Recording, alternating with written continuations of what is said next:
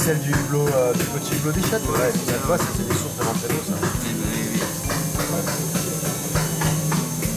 Bon, parce que par contre, ça se remet bien. Hein.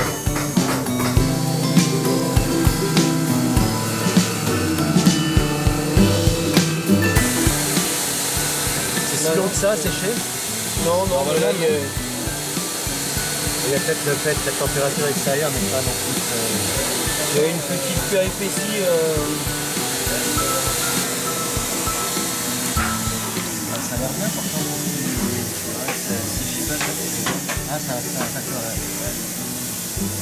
Et là, c'est étanche.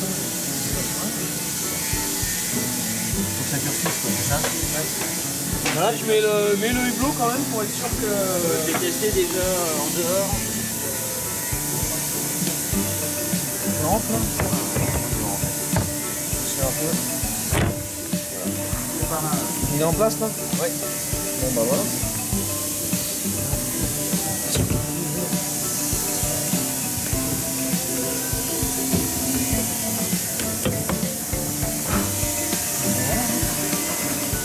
Bah là j'ai le côte, hein, le poisson.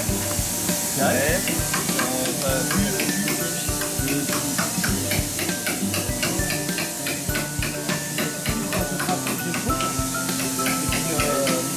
Et après, dilution ou pas? Non, non. On va le faire au pinceau, ce sera pas dégueulasse.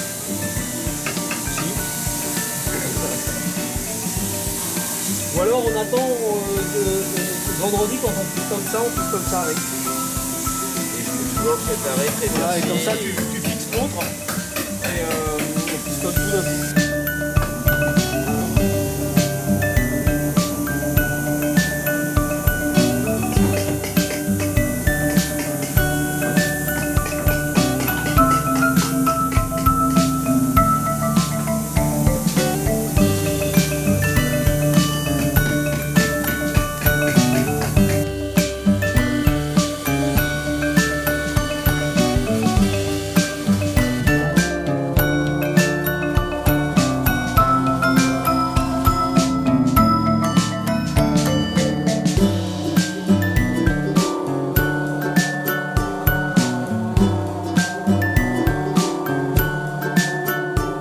On est à bord de Chanic. Alors ici c'est le carré, la table à cartes, un endroit où je suis très souvent à bord. Et là je suis en train de refaire toute la partie électrique. Il y aura un nouveau panneau et toute la partie électrique est entièrement refaite. Dans le carré spécifiquement, il n'y a pas de gros changements en cours, seulement il y a eu un petit coup de peinture de refait autour des hublots. Et les travaux sont surtout dans le changement du vaigrage et puis des panneaux autant supérieurs que latéraux. Et après, à l'avant, on a j'ai une cabine double que en mer je n'utilise pas, mais qui va me servir beaucoup pour du stockage de matériel. Et puis mes toilettes sur la gauche, ça je les change aussi complètement. Et au final, l'arrière du bateau se compose de 2 cabines doubles. Moi je vais en utiliser qu'une seule, celle-ci de bâbord. En dessous d'ailleurs on y réinstalle le nouveau parc batterie. Ça sera plutôt mon lieu de vie que je vais partager aussi avec le carré parce que je vais souvent dormir, je pense, au milieu du carré. Ça, j'aime bien faire corps avec le bateau au milieu quand la mer bouge beaucoup.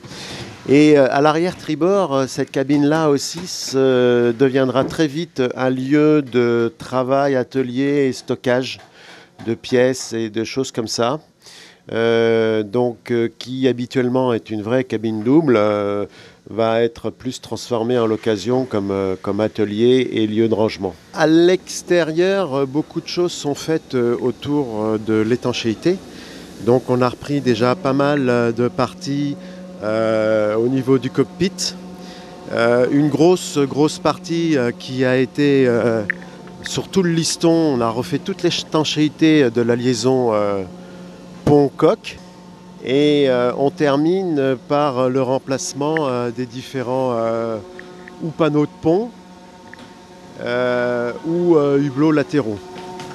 Alors, le panneau de pont, on réadapte des modèles un petit peu différents des modèles d'origine.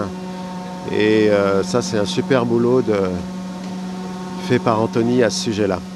Bien sûr, la partie gréement est complètement changée.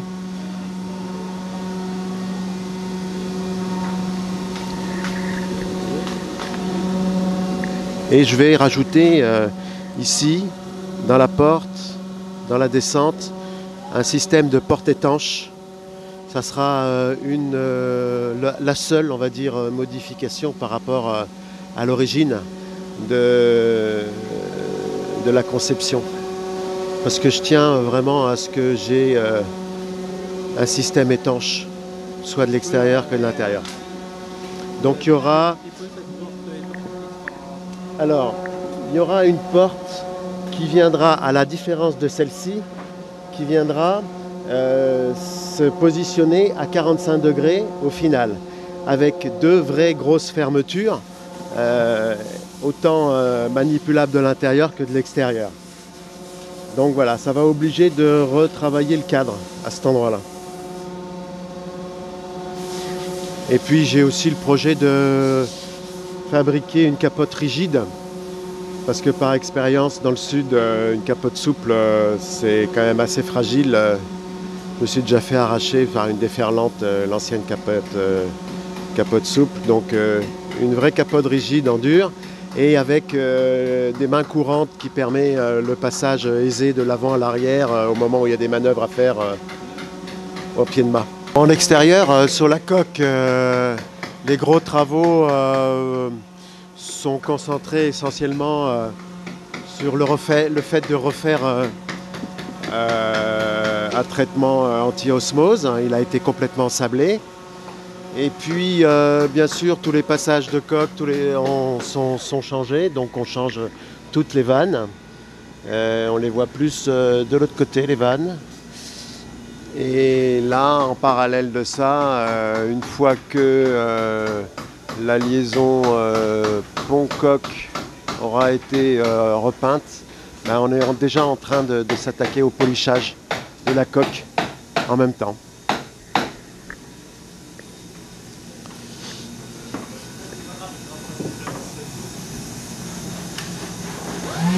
Là, de ce côté-là, on se rend mieux compte de ce que représentent les travaux sur les ouvertures de coque, sur le travail de l'osmose et du traitement qui va être fait au final.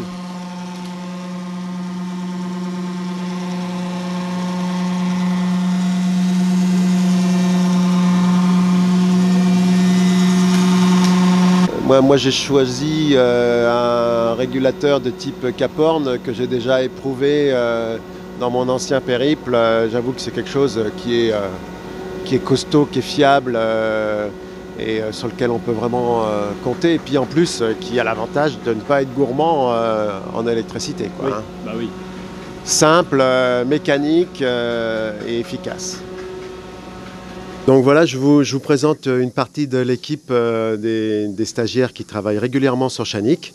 Il y a Adil qui se cache derrière, là, qui travaille sur le safran, en l'occurrence. Laurent qui travaille beaucoup sur la coque en ce moment, c'est sur les listons. Et ça, c'est un gros boulot de patience qui n'est pas facile. Anthony qui en ce moment travaille spécifiquement sur la mise en place des nouveaux panneaux de pont, mais qui intervient aussi, comme d'ailleurs tout le monde, un peu dans tous les domaines, tant électricité que aussi coque avec Laurent par exemple. Et bien sûr Léo et Aurélien qui eux, d'après ce que j'ai vu, surtout dans les derniers travaux, travaillent beaucoup sur la coque, sur la mise en place de la partie électrique production en ce moment, en tous les cas. Donc du coup là on est tous ensemble sur une formation de maintenance nautique. Tous ensemble sur une formation de maintenance nautique. Donc on fait un petit peu d'électricité, de la mécanique, du composite, beaucoup de composite. Donc on intervient sur différents bateaux, ça peut être des bateaux des Glénans, le Chanic. On intervient sur des moteurs aussi qui font un peu hors bord, on fait faire du inboard. Et voilà, on est toute l'année sur 8 mois à peu près en formation avec quelques stages. On a environ 6 semaines de stage, 7 semaines de stage en entreprise. Voilà. Ok, le fait de travailler sur Chanic, il y a une relation un petit peu particulière ou... Ouais, parce que là on a la chance de pouvoir suivre du coup l'ensemble d'un projet de A à Z. Donc voilà, exactement, on peut toucher un peu à tout. Et puis vu qu'il y a quand même de lourds travaux, c'est intéressant pour nous pour apprendre. Et comment vous ressentez l'aventure de Panche Qu'est-ce que ça vous dit? On est super intéressés parce que c'est un vrai projet qui est concret. Et puis c'est pas un petit projet, c'est un vrai projet de tour du monde. Donc du coup, ça nous implique aussi dans un projet où on doit être sûr de ce qu'on fait. Et puis on lui souhaite toutes les chances pour son tour du monde. C'est sympa de participer à un projet qui va aboutir quand même sur un tour du monde avec un bateau fiabilisé par le boulot qu'on fait. Et en même temps, nous, on apprend pas mal de choses en faisant ça. Voilà. Et en même temps, on est en apprentissage et en application un peu ce qu'on apprend. Et on est quand même heureux et content de savoir que notre travail va aboutir quand même sur quelque chose d'aussi sympa que ce tour du monde. Voilà. Okay. Merci Adil. Merci.